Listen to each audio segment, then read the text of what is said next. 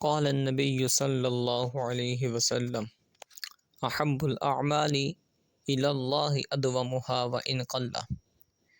نبی کریم صلی اللہ علیہ وسلم نے ارشاد فرمایا کہ اللہ کے نزدیک سب سے محبوب عمل وہ ہے کہ جو ہمیشہ ہو، جس میں دوام ہو، اگرچہ وہ تھوڑا ہو۔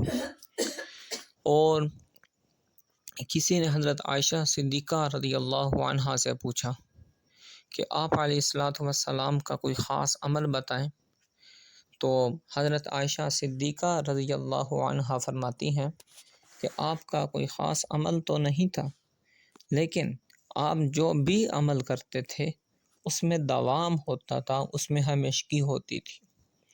یہی وجہ ہے کہ عارف باللہ لوگ جو ہیں وہ کہتے ہیں کہ الاستقامت فوق الکرامہ، کہ استقامت جو ہے وہ کرامت سے بھی بڑھ کر چیز ہے۔